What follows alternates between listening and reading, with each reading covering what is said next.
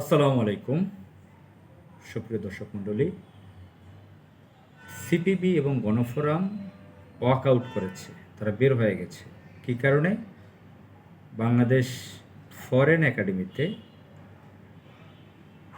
একটা প্রোগ্রাম হচ্ছিল আজকে। আজকে যখন কথা বলছি, আজকে হচ্ছে 18 জুন 2025। বাংলাদেশ ফরেন সার্ভিস একাডেমিতে রাজনৈতিক কয়েকটি দল বসেছিল পরামর্শের ব্যাপারে। ঐক্যমত্য কমিশন আছে। আপনারা জানেন যে 5 জুলাইয়ের পরে অন্তর্বর্তীকালীন সরকার একটি ঐক্যমত্য কমিশন তৈরি করেছে। এই ঐক্যমত্য কমিশনের সাথে মত বিনিময়ে বসেছে কয়েকটি রাজনৈতিক দল। এটা কয়েক মাস যাবৎ অনেকবার বসেছে বিভিন্ন রাজনৈতিক দলের সাথে।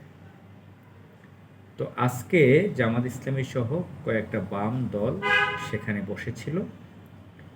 সেখান থেকে বাম দলের এক নেতার নাম মিজানুর রহমান, আমি চিনতে পারছি না, এবং প্রিন্স রুহিন হোসেন, তারা ওয়াকআউট করে বের হয়ে গেছে। কী কারণে? এই মত বিনিময়ে নাকি জামাত ইসলামকে বেশি সময় দেওয়া হয়েছে কথা বলতে। জামাত ইসলামের নাকি 3জন নেতা কথা বলতে পেরেছে, তাদেরকে সুযোগ দেওয়া হয়েছে, কিন্তু তাদের বাম দলের নাকি একজনকেও ভালোভাবে কথা বলতে দেয়নি। এখানে লাঞ্চ টাইম, ব্রেক টাইম দেওয়া হয়েছে।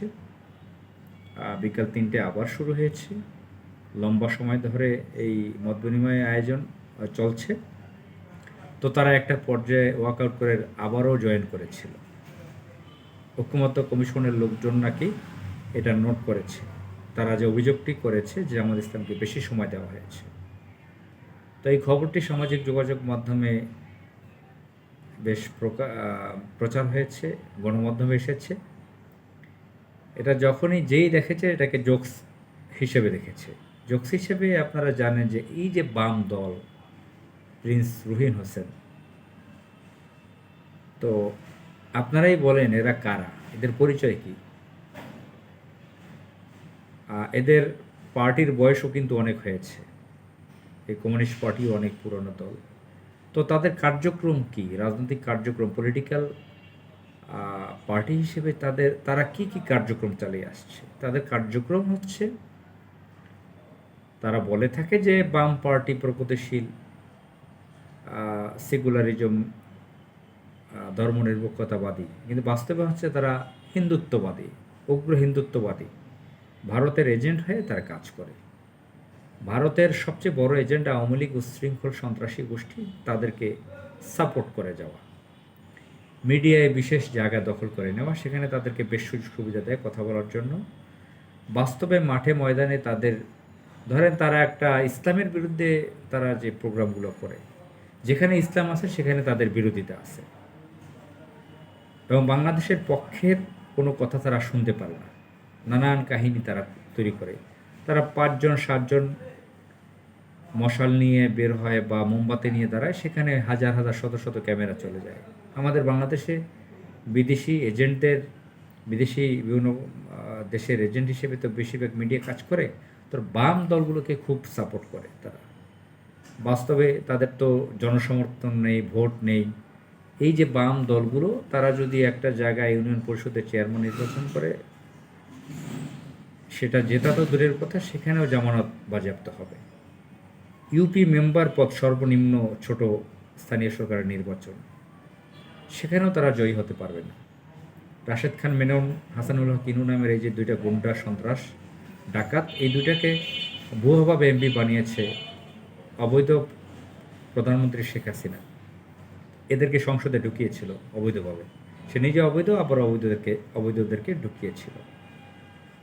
তো এরা হচ্ছে পরগাছা হিসেবে এরা মিডিয়াকে ব্যবহার করে। যেহেতু বাংলাদেশের মিডিয়াগুলো বামদের দখলে, তাদের ভোট নেই, জনসমর্থন নেই, তারা যুগ যুগ ধরে তাদের মিশন হচ্ছে ইসলামের বিরোধিতা করা এবং ভারতের এজেন্টগিরি করা।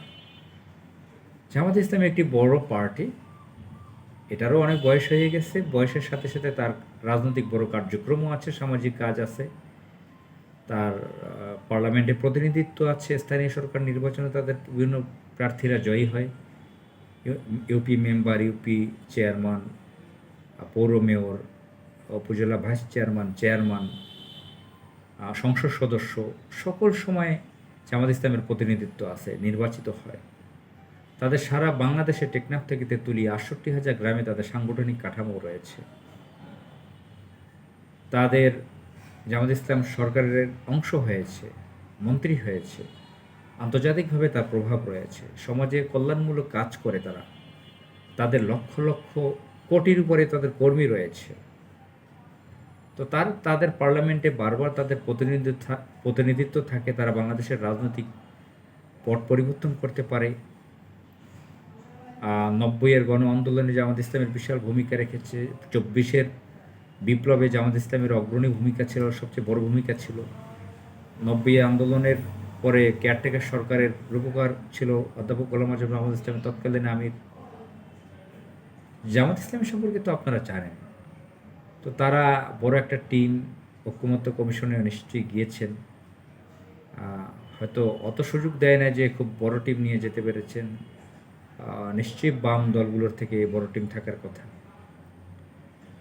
যেহেতু তাদের পার্লামেন্টে প্রতিনিধিত্ব আছে, রাজনৈতিক অনেক বড় বড় কার্যক্রম আছে, তাদেরকে একটু কথা বলতে দিতেই পারে বেশি।